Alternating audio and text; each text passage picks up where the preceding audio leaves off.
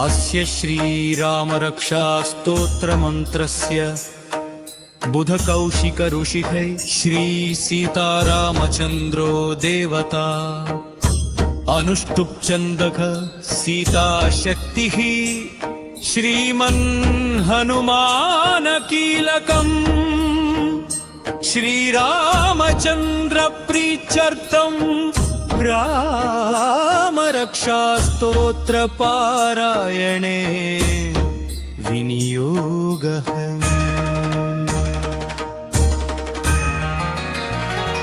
ध्यानं जायेदाजानुबाहुं धृतशरधनुषं बद्ध पद्मासनस्थम्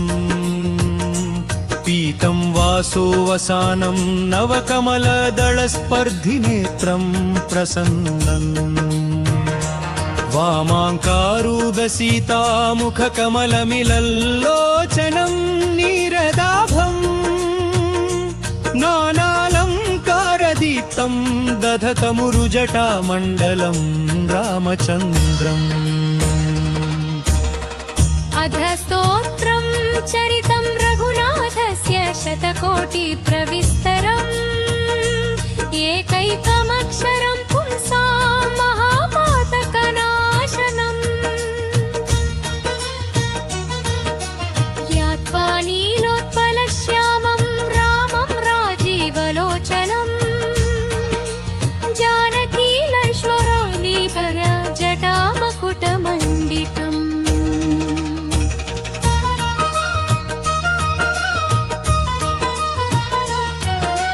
सासितूणधनुर्बाणपाणिं नक्तञ्चरान्तकम् स्वलीलया जगत्त्रातुमाविर्भूतमजं विभुम् रामरक्षं पचेत्काद्यं पापग्निं सर्वकामदम् शिरो मे राघवः पातु फालं दशरथात्मजः।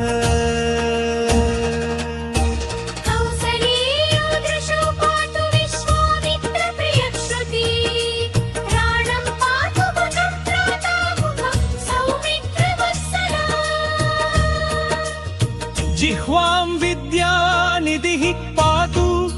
कङ्खं भरतवन्दितः स्कन्धौ दिव्यायुध पातु भुजौ भग्नेशकार्मुकः करौ सीतापतिः पातु हृदयं जामदग्न्यजी मध्यं पातु भरत्वंसी नाभिं जाम्बवदाश्रयः सुग्रीवेशकटी पातु सत्तिनी हनुमत्पत्रभू क्रूरो रघुत्तमः पातु रक्षकुलविनाशकृत्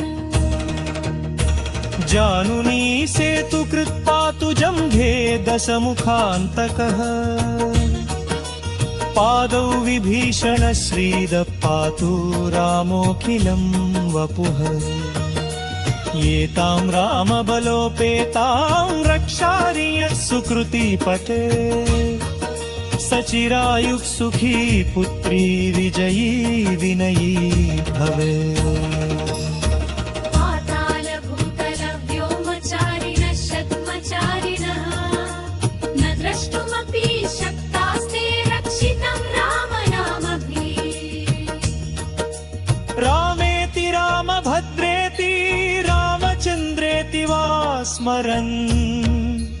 नरो न लिप्यते पापैर्भुक्तिं मुक्तिं च विन्दति। जगज्जैत्रैकमन्त्रेण रामनाम्नाभिरक्षितम् यः कण्ठे धारयेत् तस्य करस्थाः सर्वसिद्धयः वज्रपञ्जरनावेदं यो रामकवचं स्मरेत अव्यामताप्तौ सर्वत्र लभते जयमङ्गलम्। आदिष्टवान् यथा स्वप्ने राम रक्षामि माहरः तथा लिखितवान् प्रातः प्रबुद्धो बुधकौशिकम् आरामः कल्पवृक्षाणां विरामः सकलापदम् अभिरामस्त्रिलोकानां राम श्रीमान् सनत्प्रभुः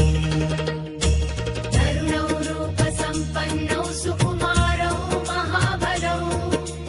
पुण्डरीकविशालाक्षौ चिरकृष्णाजिनम्बरौ प्रलमूलाशिनौ दान्तौ तापसौ ब्रह्मचारिणौ पुत्रौ दशरथस्यैतौ भ्रातरौ रामलक्ष्मणौ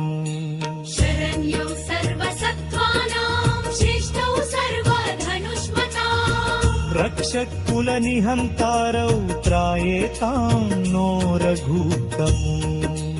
अत्तसज्जधनुषाभिषु स्पृशा वक्षयाशु गणिशङ्गसङ्गिनौ रक्षणाय मम राम लक्ष्मणावत्रतं नुतिसरैर्गच्छतम् सन्नद्धः तव चीखत्ति चापवारखरूयुमा गच्छन्मनोरखण्डश्च रापः पाकसलक्ष्मुरला रोमोदाशनधिरिक्षूरु लक्ष्मणानुचावन् पातुत्सत्पुरुषपूरः कौसल्ययोरघुत्तः वेदान्तवेद्योऽयङ्गेशमुक्तुरामपुरुषोत्तमा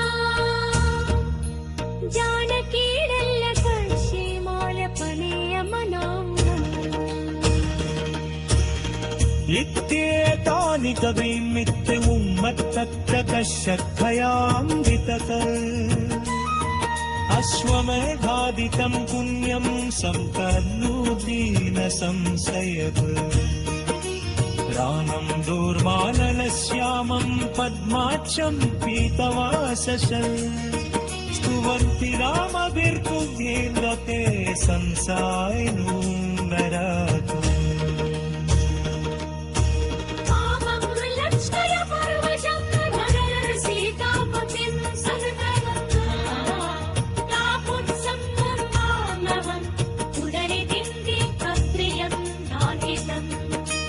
राजेन्द्रं सत्यसन्धं दशरथतनयुं श्यामलं शान्तमूर्तिं वन्दे लोतादिरामं रघुकुलतिलकं राघवं रभयारिम् रामाय रामभद्राय रामचन्द्राय वेधसे रघुनाथाय नाथाय सीताय पतये नमः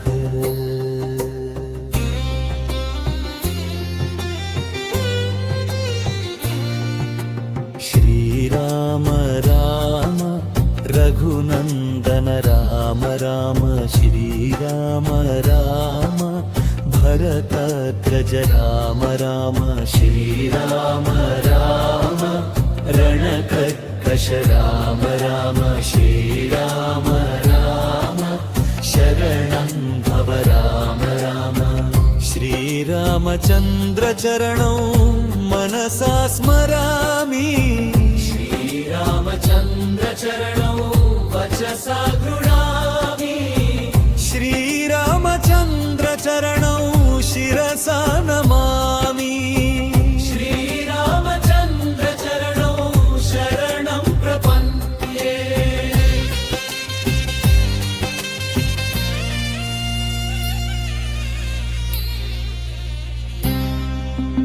मातरामो मत्पिता रामचन्द्रः स्वामी रामो मत्सखा रामचन्द्रः सर्वस्वं मे रामचन्द्रो दयालुः नान्यं जाने न जाने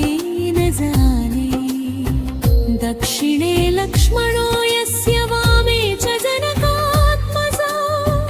पुरतो मारुतिर्यस्य तं वन्दे रघुनन्दयम् लोकाभिरामं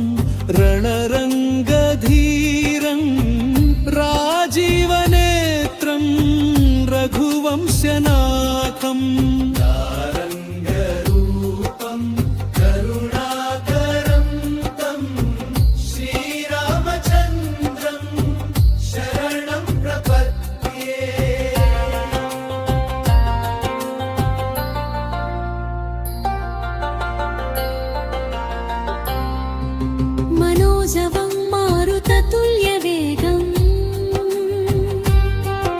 जितेन्द्रियं बुद्धिमतां वरिष्ठम्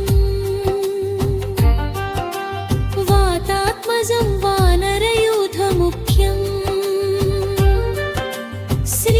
श्रीरामदूतं शरणं प्रपद्ये पूजन्तं राम रामेति मधुरं मधुराक्षरम् आरुह्य कविताशाखां वन्दे वाल्मीकिकोकिलम् आपदामपहर्तारं दातारं सर्वसम्पदां लोकाभिरामं श्रीरामं भूयो नमाम्यहम् भर्जनं भवबीजानां मर्जनं सुखसम्पदा तर्जनं यमदूतानां राम रामेति गर्जनम् रामो राजमणि सदा विजयते रामं रमेशं भजे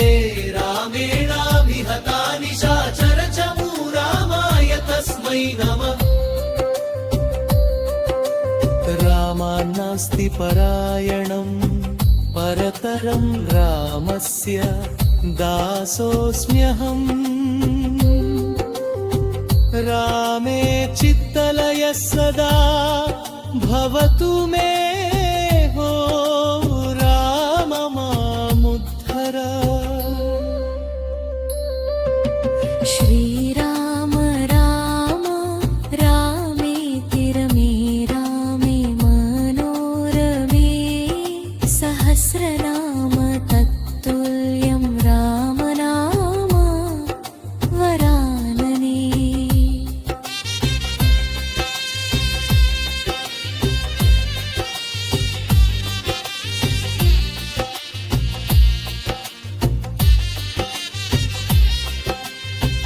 इति श्रीबुधकौशिकमुनि विरचितं श्रीराम रक्षास्तोत्रम्